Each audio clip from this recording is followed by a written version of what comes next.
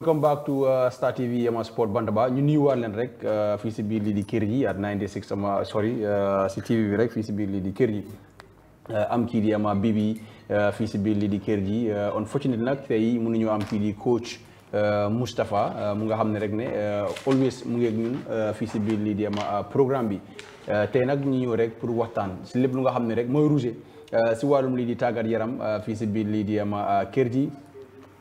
tey nag waxtaan lu nga xam ne rek moom la ñu war a waxtaanee tey mooy yëngu-yëngu wàllum li tàggat yaram fii si biir lii di réew mi balaa loolu rek dinañ bàyyi kii di ama Bibi mu nuyu askan bi fii si Star TV ama sport ama Bantaba.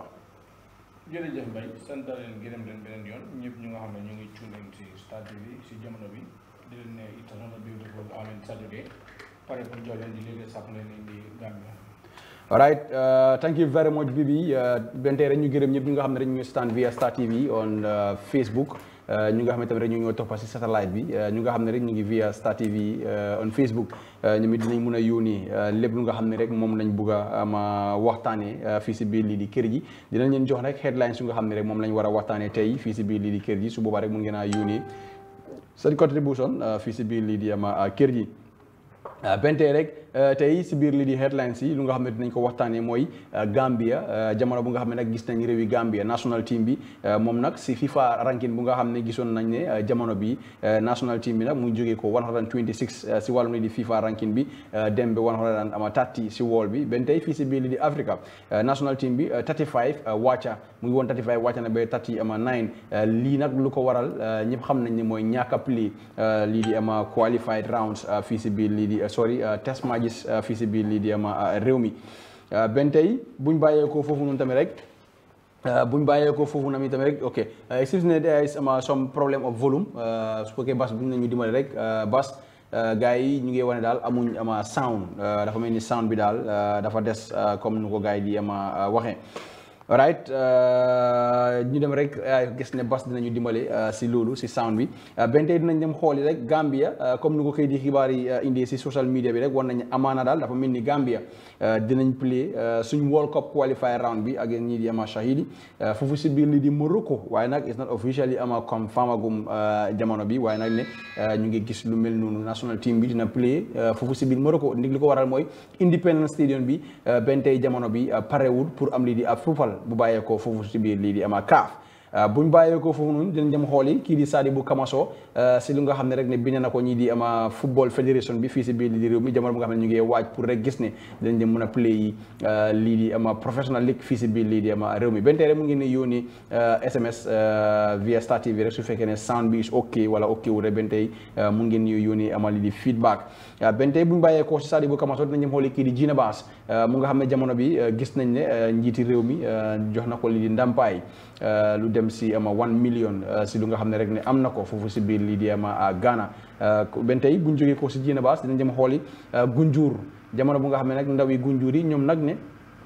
ñoom ñoo jóg waaj rek pour dem jangar seen pëj bi seetal ko jamono bu nga xam ne nag ne gis nañ ne daal ñu nga xam ne ñoom lañ jënkal lii di football fii si biir lii di ama réew mi muy Gambia Football Federation ñoom nag ne diggoon nañ leen ne paak bi dina pare waaye nag ne gis nañ ne loolu nag antuwut ba tax na ñoom def nañ seen matuwaay dem nag def seetal lii di ama foofu pour rek gis ne ñoom dinañ mën a play foofu si biir lii di Gunjur buñ bàyyee ko foofu nañ dem xoole ñi di Serekunda East mini stadium bi jamono bu nga xam ne rek ne ñu ngi vet lii di papers ñu nga xam ne rek ne am nañ yaakaar ne ñooñu dinañ leen mun a jox di go ahead pour rek ñu ne mun a fay mun a bokka ama si nawetaan bi fii si biir lii di ama KMC region bi foofu si biir lii di Serekunda East kon nag lii moo nekk lu nga xam ne rek ne amal nañ leen ko fii si Star TV ama sport Bantaba ben tey rek mun ngeen a yónni seen SMS si biir lii di programme bi on Star TV Facebook bi dinañ ko jaaral ben tey ñu gërëm kii di Mafa mu nga xam ne rek ne jamono bi mu ngi gën a monitor lu nga xam ne rek mooy xew si wàllum lii di sound bi waaye nag mu ne baax na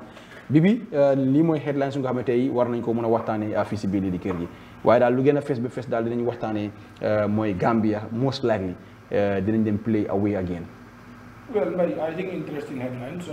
Gambia, I think joy be a banner, right? For the past years, it's high time you wanna play some big bigger, and I think that is not happening anytime soon. For the fact that I think the Independence Stadium, as we speak, the public will not be able to know come manam falla independent stadium bi tolo because the communication between the contractor, the consultant and the public at large it's far from I mean what is happening su nekkee ne I mean réew mu ngi def dara loo xam ne pour askan bi la askan bi am nañ si I mean matuwaay pour jël ko luñ si mën a jël mooy ñu waxtaane ko waaye doo mën a waxtaane loo xam ne am loo si benn idea as we speak kenn doo xam lan mooy problème Independence Stadium bi dinañ xam ne it has not yet met the CAF requirements but what is the problem fan la problème bi nekk lan ak lan la gaa war a adjust I think that is not certain to the public and loolu nekk na loo xam ne ñu ngi ñaan government bi through the Ministry of Youth and Sports they have to develop their efforts to make sure Gambia muy play I mean their home games here. Playing our home games here is very important. Absolutely. In as much as them AFCON back to back, and we want to continue that trend for new players in games at home because there are certain decisive games you have to play go home. We have seen our last qualification how tense it was. We were just lucky. We were all knocked out, but at the end of the day, we were able to make it to the AFCON. But that cannot continue. We have to remedy the situation and make sure things are in line. You want to play home, but I think Gambians are definitely frustrated playing their home games away. Okay. All right. Thank you very much. Lolo nekk ama tay ama topic bi fi ci biir li di kër gi yéen mu ngeen a yónnee seen ama contribution about it maha ak team bi mu ngeen a yónnee seen contribution lan mooy seen idea of seeing Gambia war a delluwaat back to away players and games yi away lu nga xam ne rek ne amoon nañ yaakaar ne fii ma balaa loolu Gambia dañu war a mën a player back to the home waaye nag loolu antuwut gis nañ ne daal amana team bi na delluwaat foofu si biir lii di ama Morocco dem play lii di ama June World Cup qualifiers yi te xam nañ tamit rek ne gis nañ xëj nañ ne any moment from now dinañ war a mën a am tamit lii di CAF balloting bi bu nga xam ne rek ne pour Africa Cup of Nations bi 2025 foofu si biir lii di ama Morocco lu nga xam ne rek ne jot na already mu ngi ci kona bi kon nag lii yëpp nekk lu nga xam ne rek ne war nañ see séntu bu baax a baax fan la réew mi toll si wàllum li di mini stadium bi pour rek national team bi delluwaat player fii si biir di réew mi right dina ñëw si loolu dina ñëw si fana yu bëri fii si biir lii di ama kër yi bente nag ñu dem xool yi lu nga xam ne rek ne jamono bi moom lañ gën a gis si wàllum lii di ama tàggat yaram mu nekk lu nga xam ne ñu bëri di ko ñaawlu mooy gis national team bi mu ngi nekkoon 126 si wall bi right now gis nañ ne ñu dellu nañ to 130 in the world bente in Africa national team bi mu ngi ama 35 mu ngi woon 35 dem to ama 39 te nag war nañ ne lii soo gisee mu xew lu ko waral rek mooy ne ñàkk a play si just conclude lii di FIFA ama international break bi gis nañ Gambia bokk si participate si so obviously suñu ranking bi du war a mën a jóg comme nu nga xam ne ama moom lañ ko ama soxle ama jamono bi. Well, I think this is another problem Gambia needs to step up. In as much as rankings are concerned, both CAF and FIFA, it depends on the number of games that you are playing. Games you play at the points that you are going to collect. Mooy tax nga mën a nekk into the top ranking. Moo tax da nga gis ne comme friendly matches is not only about to go and play. It's more than that. It's about to play, to look at, the strength of your team, to look at, to invite some other new players, new faces, to make sure also you work hard to get the maximum points, to make sure I'm gonna make, a very good, ranking. So Gambia is, literally Gambia every, now and then, the final they them down, dumuna exikau. For the fact that our, government and the Gambia Football Federation are not collaborating to make sure you have enough matches, and this is very, very important. Ranking come for far too long. Even the former coach Tom Suwahe went to Gambia. If you compare the ranking with, other clubs, other teams, national teams, Gambia is far ahead of them. While Gambia mungi last new kanam. So ranking ti tamit dafa tax comme team bi mu mëna nek team bo xamné dinañ ko mëna rañé bu baaxa ba ci Africa, beyond Africa as well. But Nyaka play, test matches is definitely frustrating because don't wanna have, the condition of your players. Don't wanna, invite the new players that are making names in the leagues. And then it's will always continue to dilapidate, your ranking. So it is very, very bad. We have to step up to try to organize matches. So Motaman, I always doubt what is the relationship between our federation with other federations. Because federation to federation, so then I mean a very good rapport. As we talk about Morocco. All the time now and then we see Morocco sponsoring Gambia. I mean, you fail and a lot of things. Gambia them the train for Funun. So why can't the Gambia play against Morocco? Their national team. They should be able to. Because I guess AFCON, there was a game between Gambia and Morocco, of course. Gambia, Saudi. At the latter part, But these are all things that would not materialize. But then it is high time also we know where the problem is coming from. Where we is all lack know. Of money? Yes. Well, if there's lack of money, we should be able to know. The time is a lack of money. The GFF used to do pre-finance, then after government pay. Well, but this time around, and I think that, I don't even think for Morocco, they will want to tell me it is lack of finance. Because in Morocco, Munna host Gambia in Morocco. Guide for a training camp. Morocco move foot those bills. Organizing a match in Morocco should not be a problem. Flight players. But their company allowance. That's what I am saying here. Morocco, last training camp, they took all the responsibilities. They take hotels and to do it. So Lugambia it's going to be flight and stuff like that. But then my doubt is, if the federation and government will keep telling us they have bilateral relationship with this countries, I am not seeing the benefit.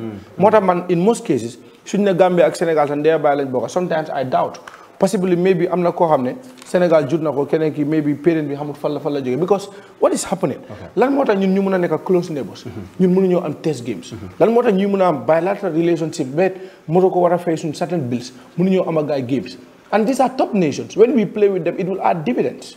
And what is stopping Gambia playing with Guinea-Bissau? What is stopping Gambia playing with Guinea-Conakry? What is stopping Gambia playing from against Mali, against Senegal? We are all neighbors. Now, let's look at, in fact, the West Africa.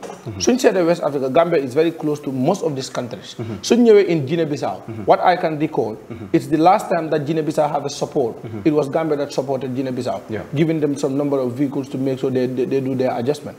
So if Gambia should be able to have bilateral relationship with all these people and they could not fix matches to play against them, then there is something fishy somewhere else.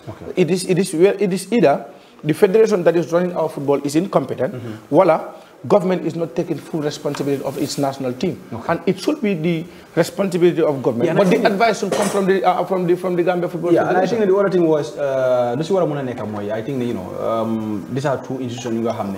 So if you Gambia Football Federation, Binana Ministry, they am test match, then they respond to them, they should come to the public. Ñun bëggoon nañ pour play si window bi waaye unfortunately nguur gi wan nañ ne amuñ xaalis then ku nekk dina mën a xam what is the problem waaye as much as ne loolu lu nekk di xew ñun dañoo gën a mën a nekk si darkness bi then I think also tamit so all these national teams and all these they am sponsorship packages you nga xam ne ñuy sponsor seen national team bi so right now and I think that what they have to do is with collaboration with government they have to find a solution pour gis rek ne the national team am na a sponsorship package because so xoolee how many flights ñoo fi dee am Gambia di deal so what is stopping them from talking to those flights waxtaan ak ñoom compared to other countries nga xam ne even clubs in Nigeria ñi ngay gis ne ay flight companies ñoo amee seen sponsorship package and do all the flight and do everything so what is stopping Gambia since bu nga xam ne ok time bu lu ñu wax mooy ne Gambia qualified tout dafa mel ni trop pour war a mun a am mu attract sponsor waaye this is our second time going back to the AFCON still now national team bi amul even a single sponsorship. To attract sponsors, there are a lot of factors. And one of the factors is you have to be transparent, you have to be accountable. In as much as an institution is running, there is no transparency, there is no accountability. I am afraid sponsors will run away from that institution. And the main institution that is running the Gambia football, it's the Gambia Football Federation. They are the technicians. Government is just there to support them and to take responsibility. But they advise government on what to do. Example, coaches right now, you want to appoint a coach. 188 people have applied for the Gambian job. What they have to do is now to scrutinize those 88 and they give recommendation to government. Government might have appointment, not them. It is also onto them to make sure they go fix an international friendly match, bring the budget to government. Government will finance. In as much as government will finance, they should come to the public and tell them, look, we have done our part as Football Federation to go and bring a football game, but government government should foot the bills. They did not foot the bills. But if they sit on top of that information, what we will believe is they are incompetent, they are not working. And the other thing is, Pulga attract sponsors. Yeah. You even see it. Even the national team, this year, you guys forgot that maybe soon in the wall of time, then you make money, guys, you know, you can share dolinye. When you can share you dolinye, I'm not sure about how many go see mutoy because nye bunyo am follow mojoge. But I need the in the nye. Mumuna hambal for some sharing of so I just chere bo am lala wala bo amul lala balasi hamul. So you must tell the person, okay, I'm not chere. Why chere bo amul lala? So you said na mewlan ci def wala wow. Why bo am lala we have to bring I mean nye. Why ñam dañ mistake ñu indi chere ken xamul chere bi ban façon la ñu ne ñu yokasi nye. Am nekkul ñepare leka chere ak nye. So basically one of the problems we never am moy our football federation they are not transparent, they are not accountable. Because gis nañ even the monies that are coming from CAF and FIFA is not being put in good use. Te ñu wara sponsor ñoy ñu ci biir dëkk bi. Suñu giseen ñi ñu ngi am xaalis boo xam ne mu ngi jógee CAF mu ngi jógee FIFA mu war a dimbale doomi réew mi nekkul di ko gis ñu ngi ko dugal seen poste ñu ngi ko pieces pasal those people will not put in their money. So in as much as that is concerned, the other thing is Gambia Football Federation should be working closely with the Ministry of Youth and Sport. Suñu demee ba am any one or two misunderstandings that are in the problem, and that must be remedied. Man, I am with the belief that the Gambia Football Federation and the Ministry of Youth and Sport, their collaboration is not in line. They are not having a smooth collaboration. Because if I can amna, we will see it. Because man, the Gambia Football Federation will want to take responsibility. Law hamne bu government la. Soon they take government and put government under the bus. Government say you knew it, they will want to defend themselves. In as much as that is happening, it becomes a problem. If you see other national teams in other parts of the world, you cannot run their football smoothly. Government is giving them the necessary support, but they are also doing their everything possible to attract sponsors to make sure to pull new muyomba. But they are also using monies meant for football on football. They are not using those monies to spend on things that are unnecessary. Can you understand? So basically, I think we, in as much as national team is concerned, man, I don't always want to blame the federation too much. I want government to take their responsibilities and make sure they take that responsibility. So how much the government has to take their responsibility, and we are not knowing when they can they have been contacted for a test match or not, because I think that communication is very important. So if they can contact them, let them come to the public. When they contact Ngurgi, so then we will all come out here and say, look, Gambia government try to invest in football with the national team because team before I play test match. Why as much as it comes back to communication barrier, right? It comes back to communication. Man, I want to believe our football federation has to improve on their communication. Communication, okay, now Najel be a program on West Coast. Every Wednesday, I invite Kena Munyo Muwasi. No, it's not about that. It's about what is happening on our daily football. Come and speak to the public. Let them know what is the problems, and let them also put government accountable. Why so toge? Come lumala one for last week. Nga talk yang FA coach before for the past years you fi nekk yëpp te loolu responsibility government la nga talk ba last minute bi boo demee ba nga gis ne nit yàlla nga génn si bu ko wax it would not make sense. Speak when it is necessary for you to speak and then people will take it. Gambia amul fii lu nga xam ne moom la nii di ragal. When government has to do something defuñ ko you see people will come out and say it te suñ wonee seen frustration government used to the act. We are the government. That is why government is simply defined as government of the people, by the people, and for the people. You know the people. So let them make sure they step up on that. But in as much as they are the one running our football, so we are going to point fingers on them. So let them fine, so let them we will speak it. Okay. All right. Thank you very much for that. Bente Reg, you need to send my contribution. Balak said that I think Gambia, we should forget about football and look something else. All right. I don't think we should forget about football because our whole at least the dimbale back to the country, the invest here in the Gambia. So we just need to push much, why sometimes it's frustrating. So whole thank you very much, Balak, see contribution boom. All right, the other thing we want to the same to the national team. Gambia, June 3rd, inshallah, our next game, Moneka against Swahili. It's World Cup qualification B. According to reports, Gambia most likely you can play back Morocco. Well, I think it's not most likely. Man, I don't want to even say most likely. I want to believe June is just at the corner. We are in April. May, June, a month. And say hi to Habib Fall, who have just joined in this program on Facebook. Yeah. Habib, thank you very much. Didn't try all, if possible, not to come link because it's a very important person. Yeah.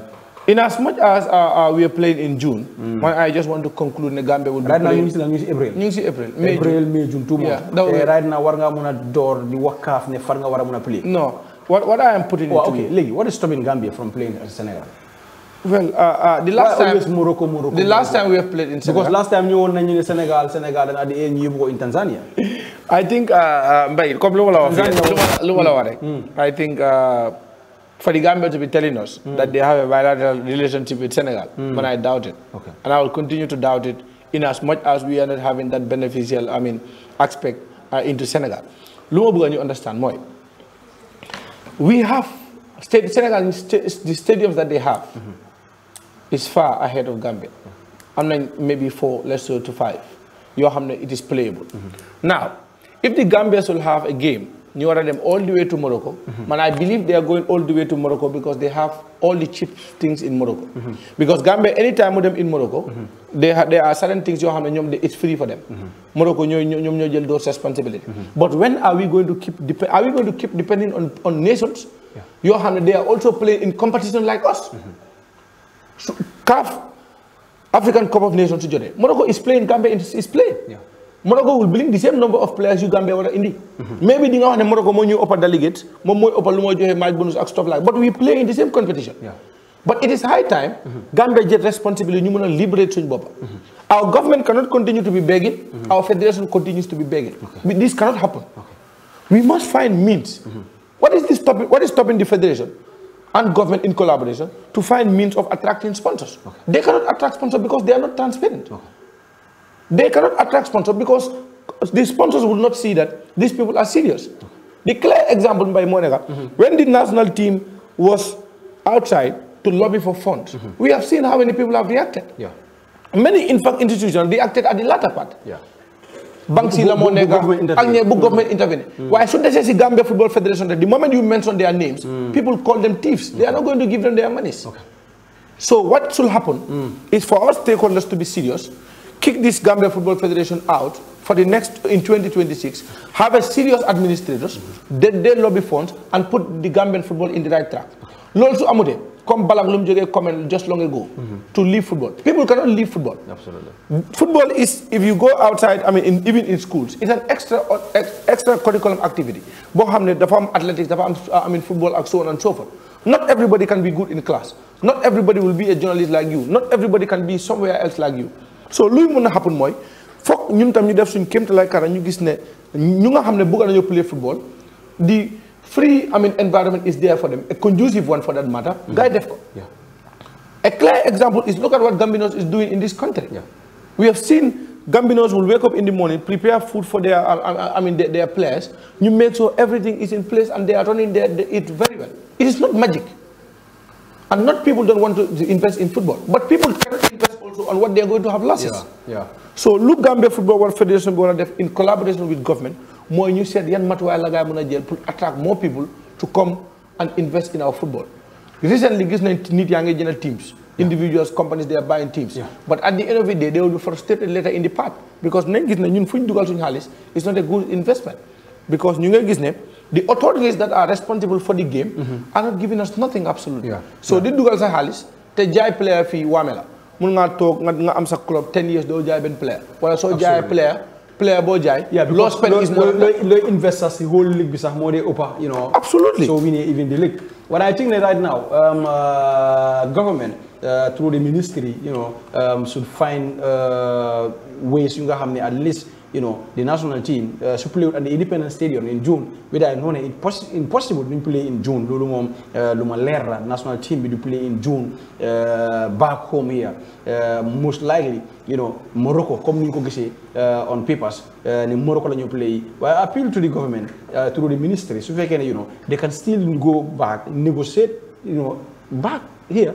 at the border Sénégal you know national team play foofu noonu I think you know mooy gën a mun a convenient ak national team because team bi also dafa need support because gis nañ Gambia naka lañ qualify te last AFCON bi it was very difficult with the national team so I think in Senegal at least li ñu la wax mooy ne play woon nañ si Thiès waaye the turnout was not good the turnout was far better than suñu waree play in Morocco so foog naa ne tamit you know play Senegal dina am at least Gambia yu nga xam ne ñu ngi fi su even su eggee 300 200 is important su booy di cooyee dinañ gis ne ñu ngi leen. No, but I don't think Gambia did not play in Senegal.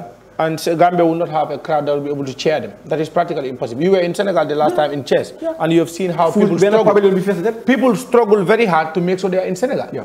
So if things happen in Senegal,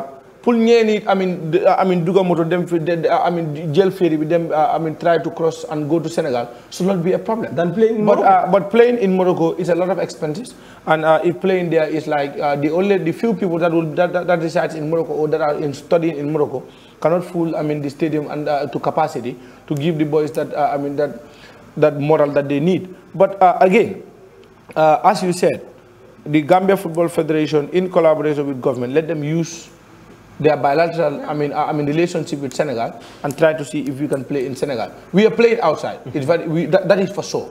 But now try to play on Senegal, which is very closer, to see whether some Gambian fans will be able to go there and move forward. But it is high time. We work very hard to see how our stadium we will finish it. So in Kopare, I think that will not. That will reduce a lot of burdens trying to see where to play and where not to play. All right. Sabos dar Morgan. Yeah. All right. Thank you very much. Lulu yaakaar naa le ama leer na. Bente tamit rek ne may na smoj as ne tamit rek dinañ xool yeneen text message comme ni ñu ko waxee rek is important yéen si programme bi ngeen ama bokka right Pa An ma hello team, thank you very much Pa An. Right, ñu gis rek ne tamit another follower who by the name Mr. Bai, we are not serious, no, all right, okay. This one say put your mouth where your money is. All right, thank you very much for that. All right, ñu jógee foofu ñu dem xooli lu nga xam ne tamit rek ne gis nañ ko mooy Sadibou Kamaso ay gis nga his press statement bu nga xam ne bind na ko about this issue bu nga xam ne mu ngi rise up about Gambia pour war a dem delluwaat yóbbu league bi to a professionalization pour mu nekk a professional league gis nañ lu nga xam ne daal is just like a full book pour war ko warin fii dina xaw a métti trop bu baax a baax waaye daal Bibi Sadibou mu ne daal GFM nañ xalaataat bu baax a baax daal si lu nga xam ne moom la ñuy wax bu ñu consulter di ligue pour mu nekk professionnalisation fii si biir li réewi Gambia am na ponk nag yu nga xam ne nag ne moom mi di Sadibou Kamaso bind na ko te sax moom sax wane na ne bokkoon na si nit yu nga xam ne amoon nañ study su nga xam ne defoon nañ ko ak gars yi UEFA sorry foofu noonu I think it was in Morocco dinañ try xool loolu read ko jokkoo lii di general public bi si lu nga xam ne moom mii di Sadibou Kamaso gaaral na ko si lu nga xam ne moom la bina waaye lu gën a yàgg rek dinañ am exclusive interview with kii di Sadibou Kamaso pour rek waxtaan ak moom si lépp lu nga xam ne rek jamono bi bind na ko si Facebook bi jokkoo lii di askan bi bi quickly rek den ñu xool loolu su boobaa dinañ xool si lu nga xam ne rek ne Sadibou gaaral na ko def amoon na jàng bu nga xam ne ñoom ñu ngi ko doon jàngal gaay. Well, I think professionalizing the league last program bi waxoon naa ko that is to me, my own honest opinion is practically impossible. It is not possible, because we don't have a serious administrators that should be able to professionalize our league. So if you run an amateur league, amateur league bo neka di run sa, yang si am ay tolof. You want to professionalize the league, knowing how the lot of factors that are in place to professionalize the league. Man, I will say it's not possible, and I will always say it's not possible because I know the people that are administering our football. They are just hustlers that are masquerading as football administrators, and what their main aims and objectives is to loot us. In fact, Mandam Korewa, in Gambian football, there is no corruption. There is looting. Because corruption, there is an element of truth.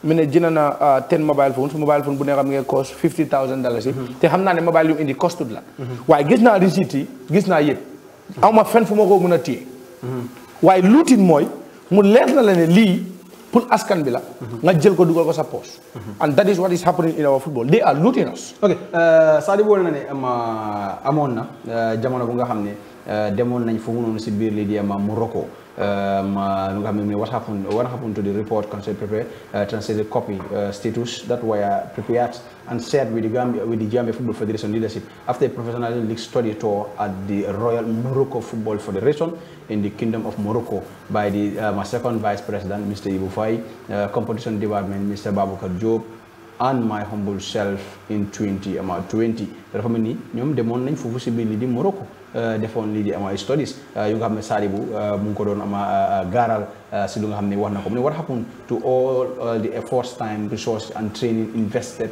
by the UEFA assistant program team, the GFF and the clubs in September 2021. These are all things. Well, I think it's a marathon. Later. But it's very lengthy, but we can still have it step by step. Sadibou is informing the general public that maybe we were not aware. Ne GFF, am nañ a delegation boo xam ne moom si boppam bokkoon na si. Dem nañ Morocco and they def nañ this study to professionalize the Gambian League. So dafa mel ni am na ñoo xam ne already am nañ xam-xam bi. Dem nañ jàngi ko. But léegi suñ ko jàngee ñu ñëw. What Sadibou is asking, why is GFF going for another consultant? Pour mu muna indil guy anam yo xamne mom la guy wara saytu pour muna def league bi a professional league. This is just bizarre. Yoni nga ay nit jang ne ndité Sadibou nekut ak yeen for now we agree mom rek mo gëna. Waye amna ño xamne ñu fa won competition director bu nekata ba ko job is still there. Ya nga understand? Kenen ak kenen mu fa. Ñoñu nonu you can bring them together even su fekkee ne yow am nga Gambia at heart. Sadibou si bon war na moo ñëw mu bokk si team bu demoon. nga oo ñoom yëpp. won gaay ne lii du affaire yi camp du affaire yi ne yow fii nga bokk bokkuloo fi. lii affaire yi Gambia la we want to professionalize the league. and yéen a ko demoon jàngi. seen reports yi ñu ngi nii. guide us let's professionalize the league. yaa ngi understand. but lu Sadibou bu bugg a wone mooy ne GFF want to go in for a consultant just to loot us again. Because so them into a consultant, it's not going to be a meager amount of money that the consultant is going to charge you. A consultant will charge you a lot of money to go in details of trying to professionalize a league. Why legi? So you a consultant be $5 million. Figure maybe $3 million link of it. Who is going to dispute it outside? Nobody. That is going to be a closed door meeting with them. But this shows the federation is running out of ideas. It's trying to go into arrangements yoo xam ne xaalis moo si génn xaalis boobu noonu gars yi try ñu seet naka la ko gars yi di piser pasare because man du ma mën a understand nga jël ma fii nga jël mbay jël ma jël Rihanna jël keneen ak keneen nga yóbbu la ñu dem jàngi léegi time bi jot nga war a implement loolu ñooñu am nañ xam-xam bi ba pare xam-xam bu màcca bi ñu ngi toog nga dem nga ne da ngaa indiwaat keneen war koo fay xaalis mu ñëw pour mu defaral la loolu ku ko gis ku ko déglu dafa xam ne yow pare loolu jub. Number 2, UEFA assists. They are part of the UEFA body that is just there to assist, and they are not asking you $1. And those are the people that do conduct this training and then expertise. Why not you link those people? Because you are working closely in football, and you are in fact a stakeholder in those. In CAF and FIFA, and all those people are under those areas. Nga oo ñëw Gambia. ñu toog a yow discours a yow wan la yan anam nga war a jël pour mun a professionnaliser sa ligue bi so su fekkee ne ok da nga boo def indi consultant contact loo UEFA foo xam ne foofu nga war a amee fa free it means that you want to loot the Gambian people again te yow every day nga join ne amuloo xaalis so lii moo laa wane Sadibou is in the right direction even though moom su fa nekkoon wala ñu demoon jàng lii suñu ñëwaatee man I still maintain my stand ne Gambia cannot professionalize their league because they are not ready. One is the clubs are not ready. 2, the federation itself is not ready. 3, you don't have those pitches in this country. Because so according to Lenin Tamil, have learned from it. Clubs, you started with 8 clubs. I put them so those clubs they are definitely ready for it. Example, I'm not going to so whole Lumini Gambinos, amna pitch bopam. It's a well structured team. You munna nyo boka. Nga whole Lumini Real de Banjul already the structures are good. I'm not playing fijam. I'm not everything we have sarali. Nga whole Lumini Hawks. ñoom it di same am nañ seen pitch ñu ngi fay seen ama players lu mel ni Brikama ñoom they are home games at Brikama foofu it seems ne xëj na lii la gars yi di séentu di xool nga am at least 8 clubs yu nga xam ne they are well structured te par nañ pour dem si professionalising league bi then you move ahead with those teams. All right. If you have Real de Banjul nga am Hawks. You have Gambinos. Gambinos is not yet in the first division, second division. Well, you can put them there because the structure is good. Okay. Nga am Gambinos. Brikama. Nga am Brikama. Bombada can play with Brikama at their home stadium. Bombada will not play still.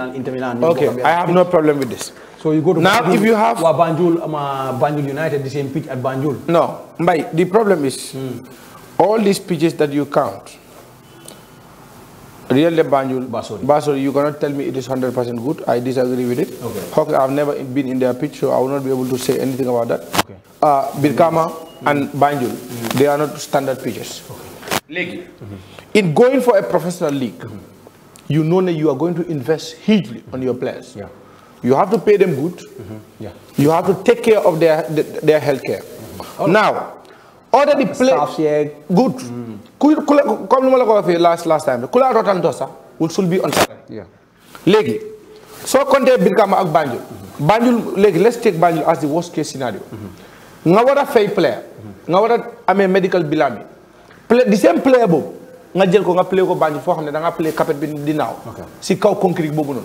Player bobu su gaño it comes back to your responsibility. Yeah.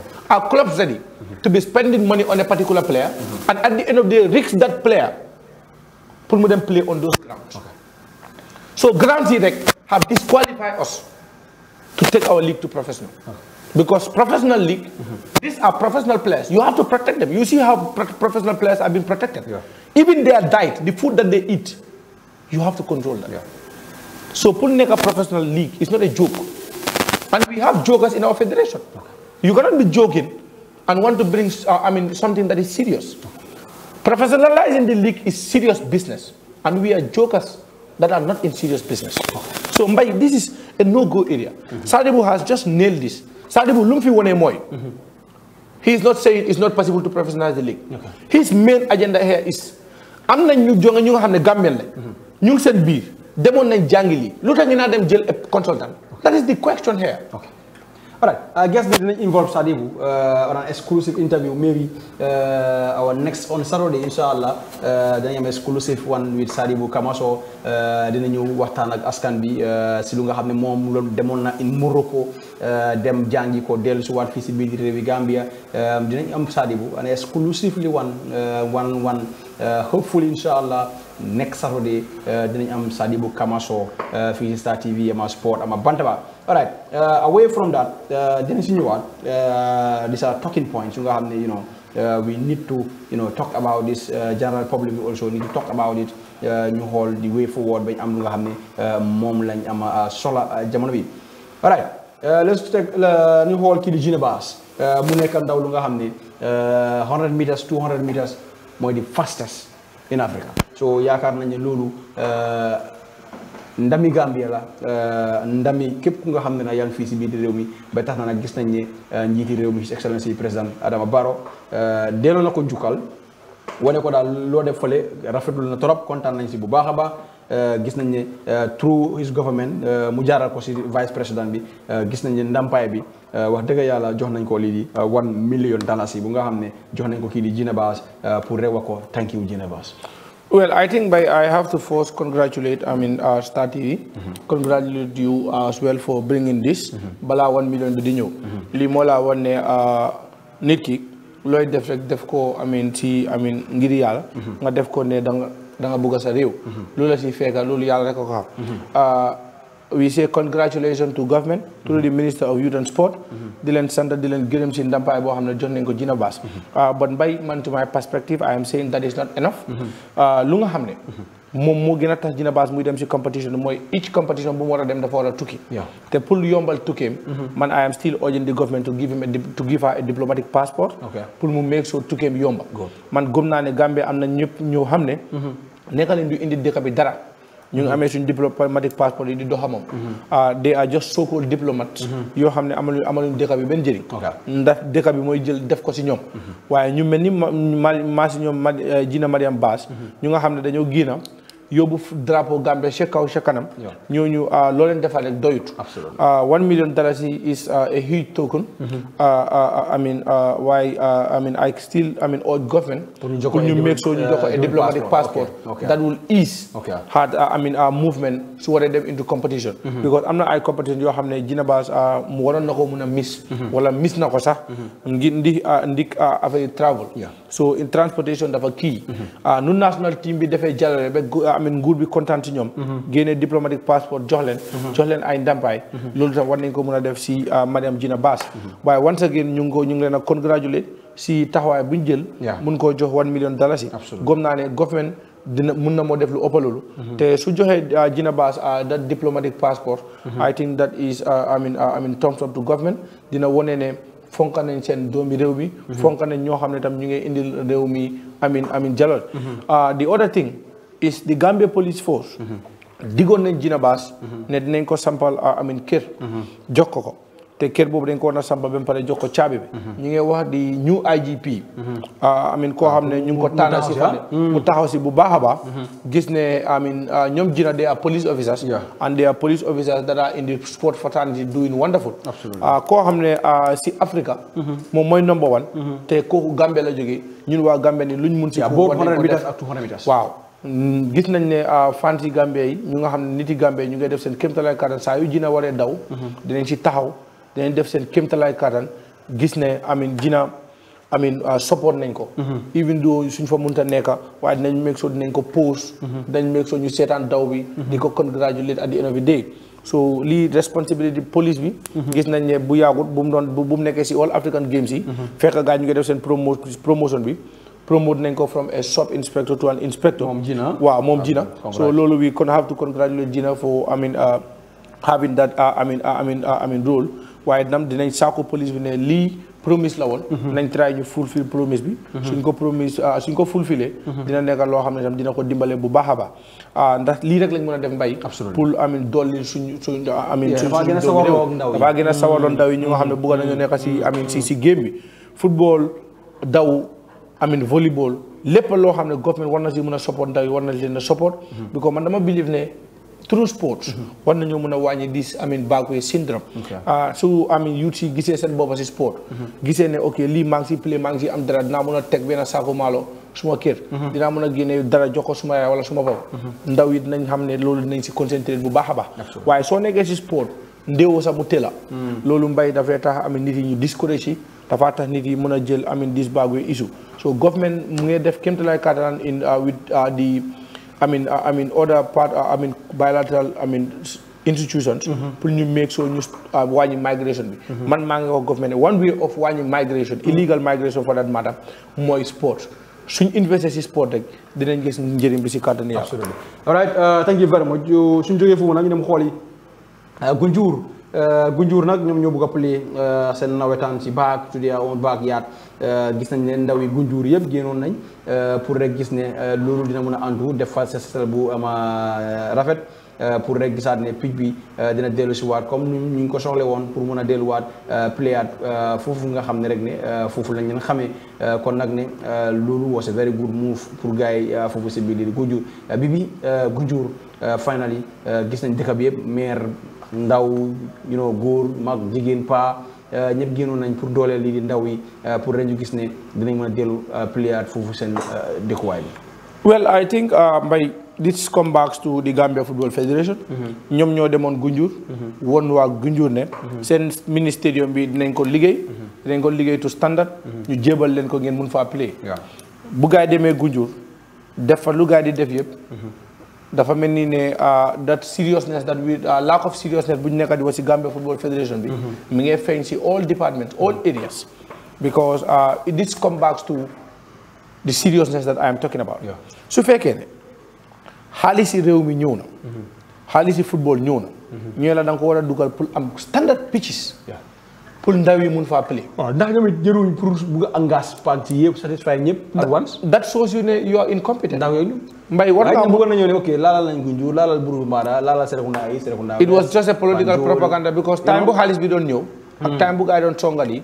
fekk GFF élection bi jotoon na ba pare. waaye gis nga Mbay suñ bëggee nekk di naxaate. élection ñëw rek ne si laay door a liggéey. gàcce bi si yow la moo ñëwaat. ne ok élection bi jot na xaaral ma laal fii ñii mun maa sànni kat ñu xam ne maa ngi liggéey. loolu jot mun loo koo jeexali. this is a big shame to the Gambia Football Federation. nga start a project bi dem ba to a time ñoo éenee project bi ñu dem ba frustré ñoom yi neen ñu mobiliser seen bopp a génna dem jëlaat luñ moom. loolu is a big blow. loolu moo laa woon ne sport committees yi. should step up. ñu xam ne they are not working with a serious federation. dañu war a jël seen matuwaay bu baax a baax. ñu mun a make sure seen pitches yi ñu nekkatu standard. suñ ko bàyyee to the Gambia Football Federation all the pitches will be dilapidated. and this is a clear example. dañ dem Gunjur. woon Gunjur ne seen field bi dinañ ko liggéey. ñu dem foofu noonu mënuñoo liggéey field bi xaalis yi field bi pasar nañ ko. njuuj njaaj nañ ko. field bi léegi mu ngi noonu kenn mënu faa play. waa Gunjur yi nag ñu leen a sant di leen gërëm. lii mooy wane ne ñoom am nañ Gambia at heart. am nañ Gunjur at heart. te ñoom doomi Gunjur lañ. moo tax ñu jël di initiative pour ñëw. clean foofu ñu make sure football mun faa delluwaat bu ma gisee nataal yi nag gis naa ne Gambien ndaw yi bëgg nañ football bu baax a baax gis naa ne Gambien ndaw yi ku leen dimbale dañoo dem gis naa ne Gambien ndaw yi xaaruñ Gambien ndaw yi dañoo gis ne lu demut ñoom dañoo make sure ne li demut ñu move ñu dem seet lan la ñoo mën a def ba loolu dox te loolu ñu ngi si sant waa Gunjur bu baax a baax seen pitch bi nag nu ma ko gisee gis naa ne dinañ si mën a play nekkul pitch boo xam ne dafa amin bon torop in as much as grâce la lu may ñaan gaay rek mooy na si gaay try di ko amin take care suñ ko take care I think ne dinañ fa mën a play and football should come back to Gunjur because Gunjur is a densely populated area Gunjur nekk na area boo xam ne xamee nañ leen ambiance bu baax a baax si super nawetaan bi dañu di gis Gunjur nekk na area boo xam ne produce na a lot of stars because soo seetee kii di amin Rashid Ndiaye is from Gunjur. He was playing in Gunjur United. Bala prior gaa ñu ko yóbbu fii what is the name again? Bala ñu ko yóbbu BST Galaxy. So basically Gunjur as I said is a footballing community. And suñu leen dimbale dañ leen war a dimbale suñu leen dimbale dañ leen war a dimbale. So su fekkee ne Gambia Football Federation moom nekk leen na seen pitch bi ñoom ñu jël matuwaay pour make sure ñu defar pitch boobu noonu loolu ñu ngi leen a sant di leen gërëm di leen ne we wish them all the best hopefully we will see nawetaan back in Gunjur inshallah alright thank you very much fi ñu daanalee rek mooy Serekunda East mu ngi nekk zone bu nga xam ne rek moom nga bàyyee ko gisoon nañ coow li bëri woon na trop you know ne xaalis bi bëri na si lu nga xam ne rek ne moom lañ teg lii di ndaw yi pour rek ñu war a mën a play lii di qualifier rounds registration fee bi mooy seen porpa paper bi di nga ko mën a jëlee si $250 then registration bi is $10,000 so mu nekk lu nga xam ne daal indi woon na ay misunderstanding ak ñu nga xam ne foogoon nañ ne was too much pour zone bi war a mën a def loolu waaye finally tey gis nañ ne daal dafa mel ni comité bi daal ñu ngi séntuwaat bu baax a baax a baax a baax yan team lañ war a mën a approve pour rek ñu mën a bokka dem play yi dem fay foofu si biir li di banque bi.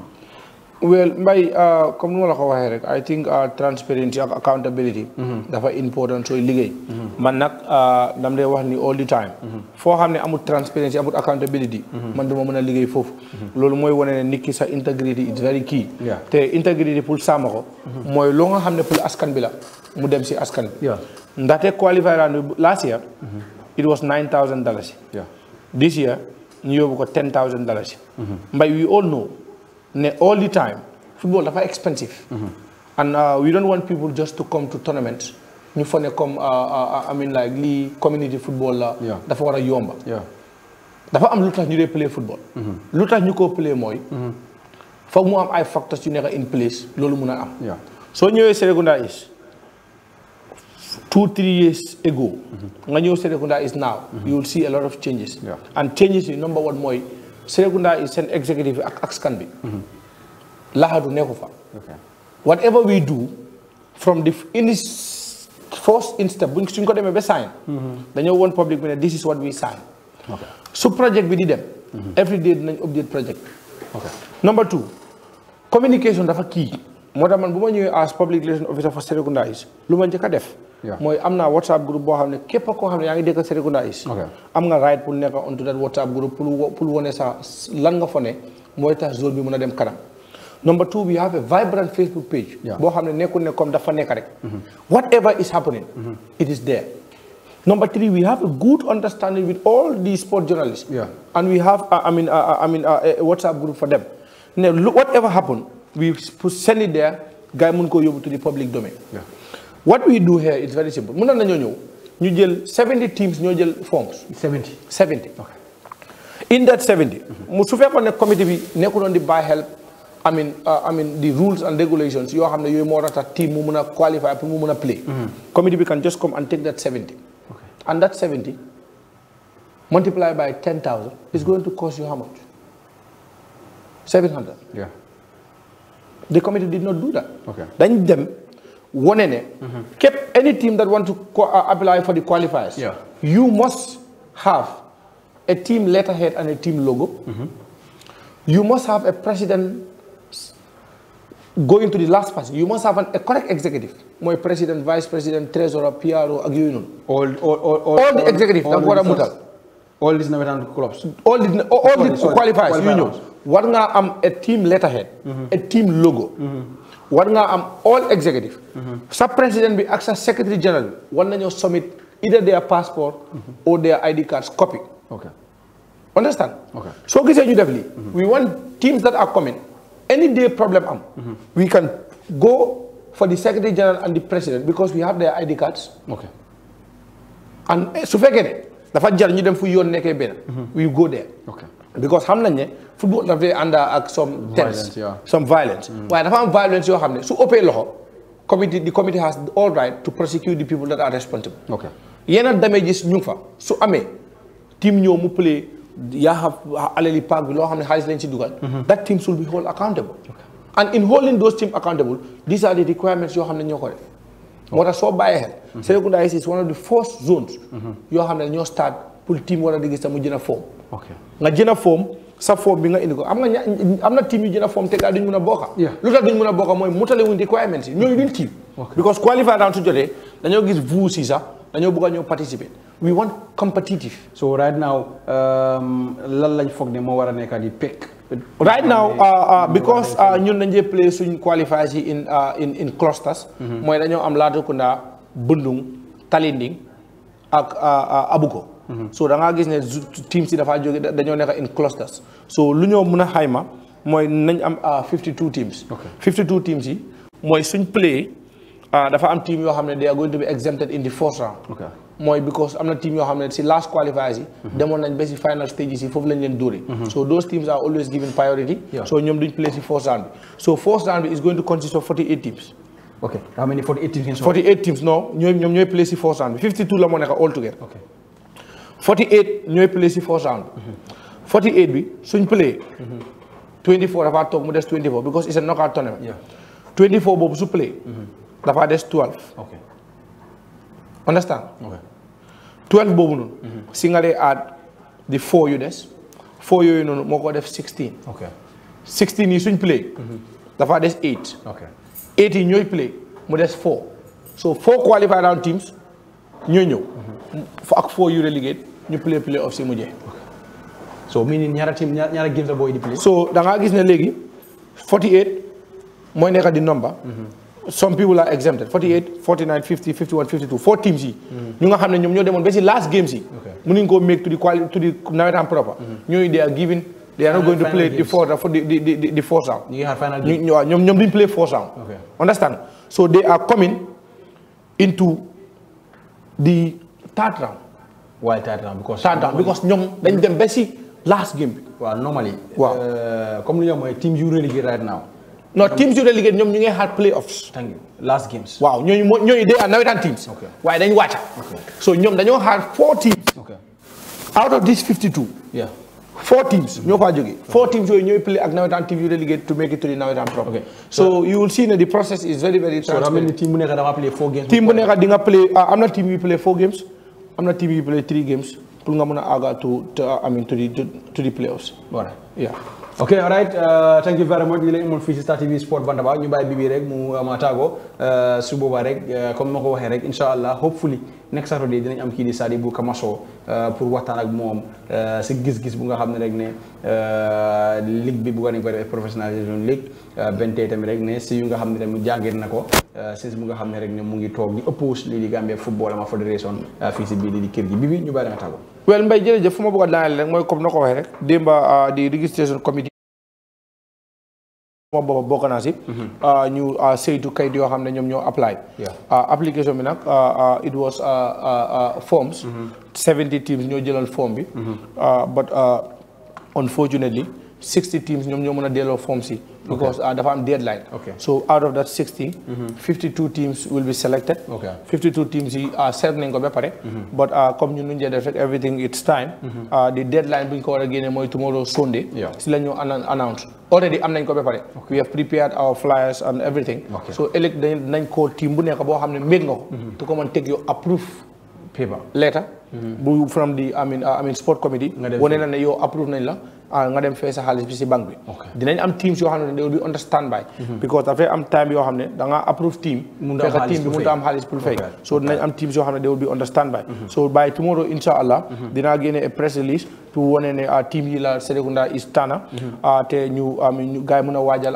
preparation ci for the qualifiers proper we will expect the qualifiers possibly next month also why right now the process is going very smooth ñu sant nañ ci yàlla bu baax a baax finally pour wax comme niñ ko bëgg a waxee rek ne luñ fi mun di wax dañ gis ne we want it to be positive luñ si jublu mooy Gambia dem si kanam football yi Gambia dem si kanam we don't have hatred against anybody but in as much as yaa ngi handle a public office xam nañ ne foog ñu criticize la soo defee lu baax tam dañ ko wax government wax nañ leen ne dañ war a def seen kéemtalaay kattan jox Jina Baas ndampaay buñ ko waxee last time gis nañ ne jox nañ ko 1 million loolu sant nañ gars yi bu baax a baax tey nag ñu ngi wax gars yi ne war nañ ko jox diplomatique pass suñ ko defaatee suñ fi ñëwee dinañ tàgga gars yi sant leen gërëm leen waaye su fekkee ne loolu amut képp koo xam ne nag ñun la jox waar nekkuloo di ko béy nu mu ko waree ñun dinañ fi ñëw dinañ ko wax dinañ make sure ñu wax ko nag positively duñ ci saaga kenn duñ ci xas kenn waaye dinañ make sure ñu wax ko positively so sant leen gërëm leen beneen yoon rek ba beneen samedi su si yàlla ànd